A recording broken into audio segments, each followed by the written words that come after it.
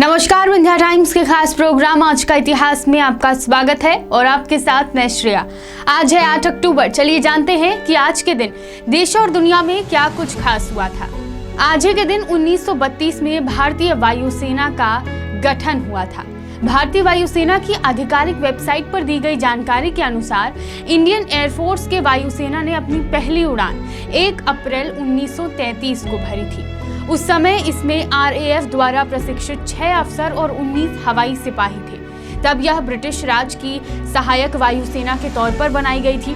बताया जाता है कि भारतीय वायुसेना की स्थापना ब्रिटिश साम्राज्य की वायुसेना की एक इकाई के तौर पर हुई थी।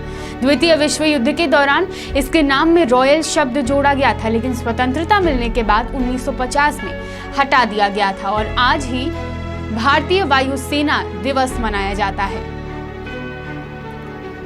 आज ही के दिन 1936 में हिंदी के प्रसिद्ध कथाकार एवं उपन्यासकार मुंशी प्रेमचंद का निधन हो गया था।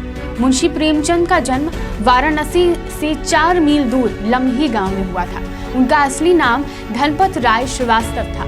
उपन्यास के क्षेत्र में उनके योगदान को देखकर बंगाल के विख्यात उपन्यासकार शरद चंद्र चट्टोपाध्याय ने उन्हें उपन्यास सम्राट कहकर संबोधित किया था।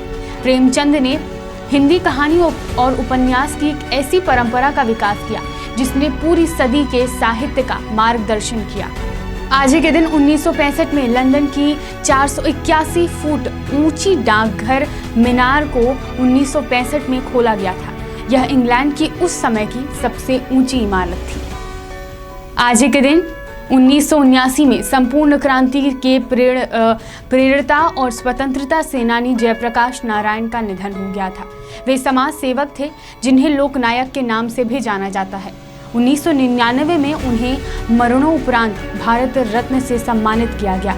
इसके अतिरिक्त उन्हें समाज सेवा के लिए 1965 में मैग्सेसे पुरस्कार प्रदान किया गया था। पटना के हवाई अड्डे का नाम उनके नाम पर रखा गया है। दिल्ली सरकार का सबसे बड़ा अस्पताल लोकनायक जयप्रकाश अस्पताल भी उनके नाम पर है। जब सक्रिय राजनीति से दूर रहने के बाद वे 1974 में सिंहासन खाली करो जनता आती है किनारे के साथ वे मैदान में उतरे थे, तो सारा देश उनके पीछे चल पड़ा, जैसे किसी संत महात्मा के पीछे चल रहा हो। 8 अक्टूबर 2004 को भारतीय गेहूं पर 2004 में मॉन्सेंटो का पेटेंट रद्द हुआ था।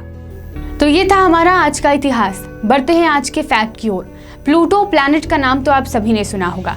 साल 2006 से पहले इसे सौरमंडल के सभी ग्रहों में से सबसे छोटा ग्रह होने का दर्जा प्राप्त था, लेकिन 2006 के बाद इसे इस सूची से हटा दिया गया और इसे बौने ग्रहों की सूची में डाल दिया गया।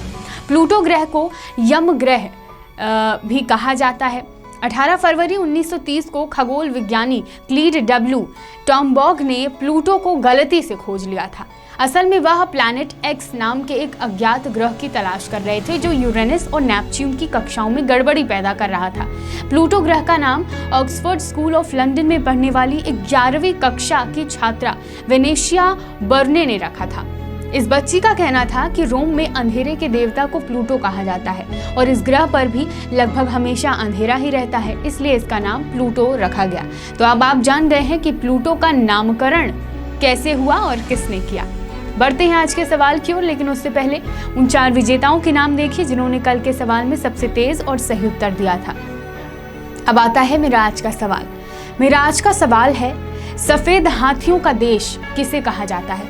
आपके ऑप्शंस हैं जापान, थाईलैंड, भूटान या फिर नेपाल। सही आंसर जानने के लिए और कल का इतिहास जानने के लिए कल का एपिसोड देखना ना भूलें। बहुत बहुत धन्यवाद।